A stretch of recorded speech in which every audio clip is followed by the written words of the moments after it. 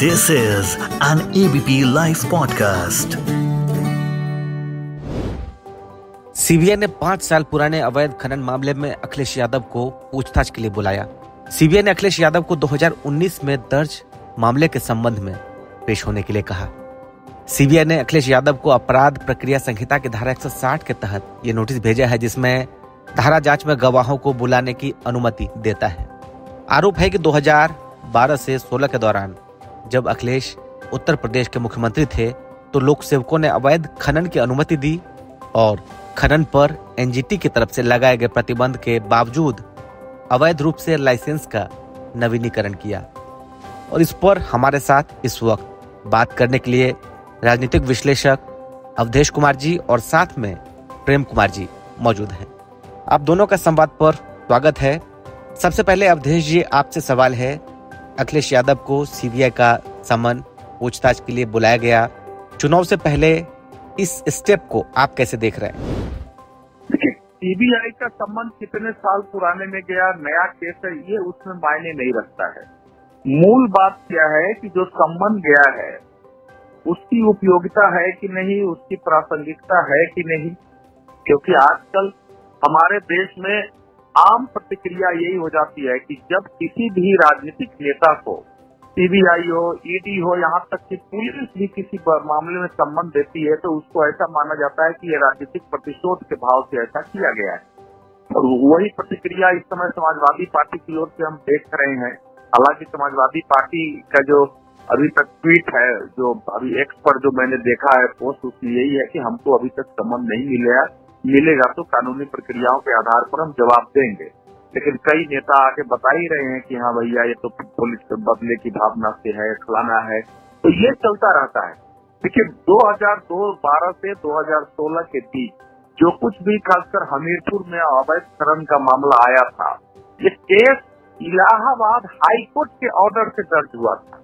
बहुत सारे लोग इसमें सीआईए लेके गए थे, कई मामले चल रहे थे अलग अलग। तो इलाहाबाद हाईकोर्ट ने कहा था कि इसकी जांच करो सीबीआई को, तो सीबीआई ने उसकी जांच आरंभ की है। अभी इस समय हमारे सामने ये उपलब्ध नहीं है कि सीबीआई की जांच कहाँ तक पहुंची है। लेकिन चूंकि उस मामले में इतना साफ हो गया था कि नियम कानून का उल्लंघन करते हुए कुछ नए पट्टे दिए गए, कुछ पट्टों को रिन्यू किया गया, जिसको हाईकोर्ट ने कैंसिल भी किया था अवैध मानते हुए। और उसमें भ्रष्टाचार के आरोप में कई अधिकारी गिरफ्तार हुए थे, उन पर मुकदमा चल रहा है पहले से।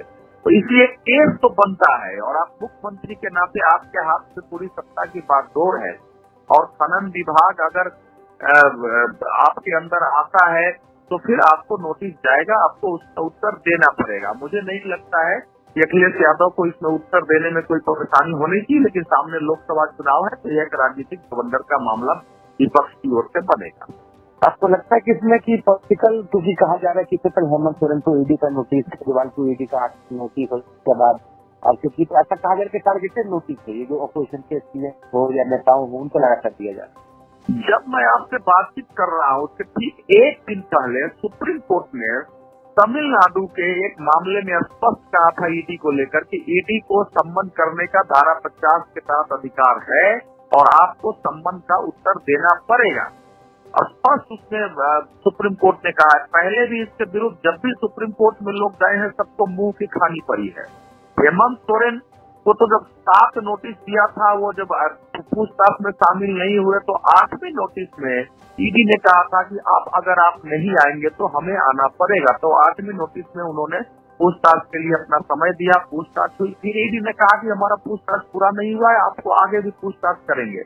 9वीं नोटिस में फिर जब वो नहीं आए तो फिर कहा कि हम आपके पास आ रहे हैं। तो 10वीं नोटिस में ईडी गई थी। तो 8-9 नोटिस में अगर कोई नेता ये चाहता है कि हम सत्ता बल की बदौलत, पॉलिटिकल प्रभाव की बदौलत, अपनी ताकत की बदौलत और हमारे पास बड़े बड़े वकीलों की फौज है जो नीचे के कोर्ट से लेके ऊपर तक लड़ाई लड़ सकते हैं, और हम सीबीआई, ईडी या पुलिस को हम नजरअंदाज करेंगे तो कानून का राज है, आज न कल आपको उसके सामने आना पड़ेगा। मैं यह नहीं कह रहा हूँ कि अवैध खनन मामले में अखिलेश यादव दोषी है। मैं ये भी नहीं कह रहा हूँ कि जो सम्मन दिया गया है वो उनको एक्यूज बनाने के लिए है, क्योंकि उनका नाम गवाह के तौर पर, वो एक्यूज के तौर पर नहीं, एविडेंस के तौर पर है, गवाह के तौर पर उनको भेजा गया है।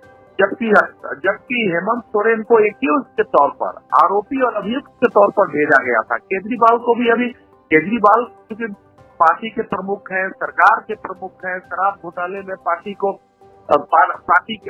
का जो कम्युनिकेशन इंचार्ज है वो अरेस्ट हुआ है, विजय नायर, और उसके टेप में आवाज आ रही है वीडियो में कि जिसको केजरीवाल जी बात कर रहे हैं कि विजय हमारा बेटा है, इसके साथ आपको काम करना पड़ेगा, जो तेलंगाना के जो शराब के व्यापारी थे।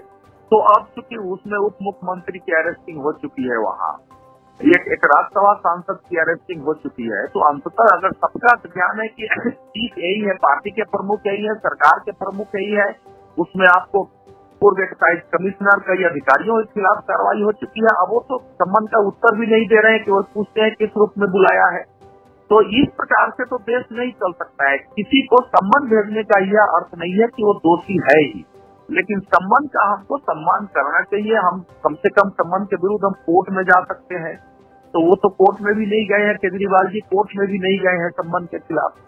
यहाँ तक कि हेमंत सोरेन भी सम्मान के खिलाफ कोर्ट में नहीं गए। अगर लगता था कि गलत सम्मान है तो कोर्ट में जाना चाहिए था, कोर्ट उसको क्वेश्चन कर सकता था। ये लोग कोर्ट में भी नहीं गए हैं।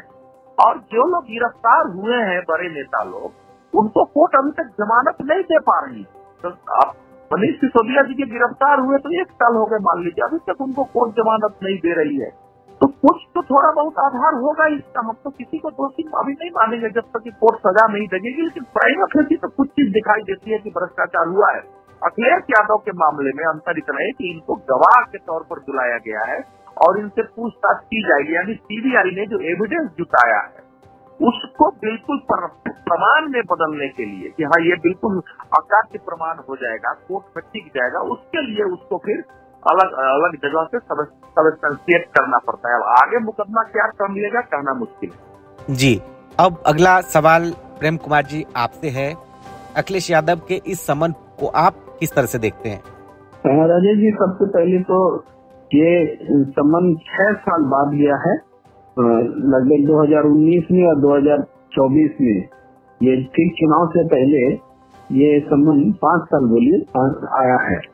तो अपने आप में एक बात क्वेश्चन उठता है कि ठीक चुनाव के समय में समन क्यों आता है। दूसरी बात है कि उसी मामले में, जिस मामले में 5 साल पहले आया था, 5 साल तक सीबीआई ने कुछ नहीं किया। और तीसरी बात है कि गवाह के तौर पर तत्कालीन मुख्यमंत्री के रूप में अखिलेश यादव जी को बुलाया जा रहा है। तो क्या एक मुख्यमंत्री के कार्यकाल में जितने भी जांच वाले काम होंगे उसमें मुख्यमंत्री को गवाह के तौर पर बुलाया जाएगा?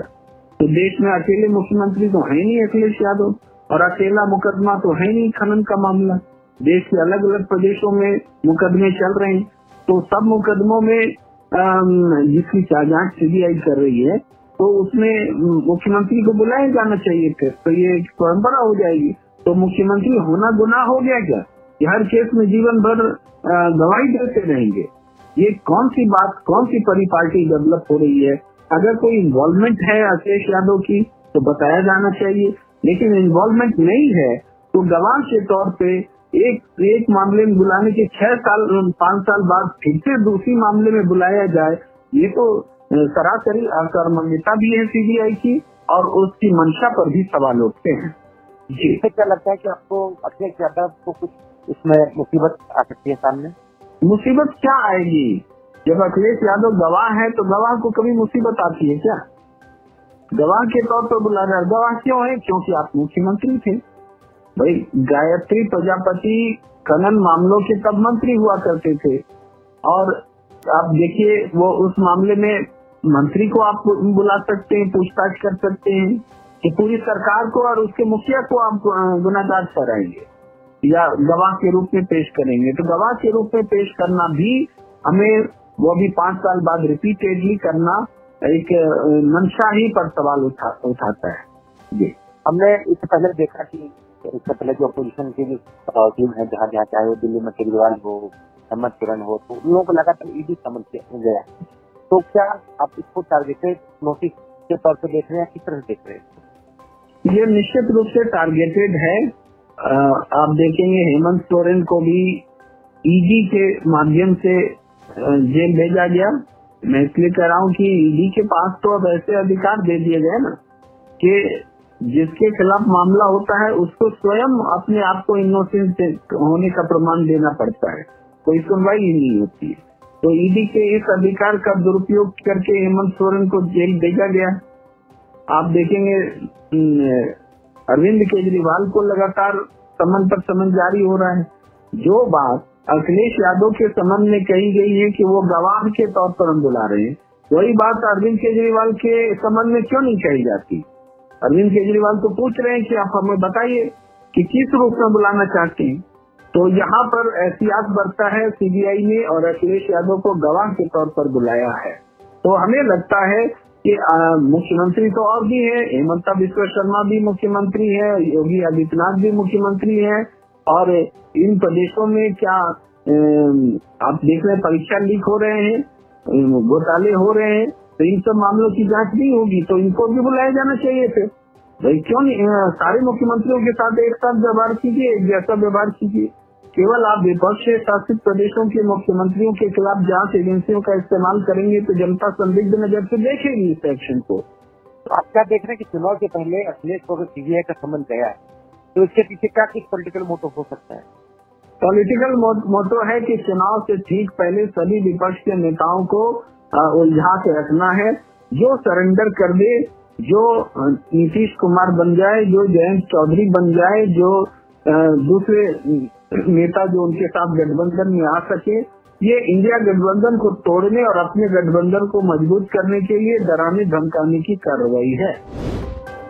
जाहिर तौर पर लोकसभा चुनाव से पहले सीबीआई के समन को जहां विपक्ष इसे एक राजनीतिक चश्मे से देख रहा है, राजनीति से प्रेरित बता रहा है, तो वहीं दूसरी तरफ ऐसा कहा जा रहा है कि अगर सीबीआई समन गया तो उसका सम्मान होना चाहिए। और आज के एपी लाइव पॉडकास्ट में वक्त देने के लिए अवधेश कुमार जी और प्रेम कुमार जी, आप दोनों का बहुत बहुत शुक्रिया।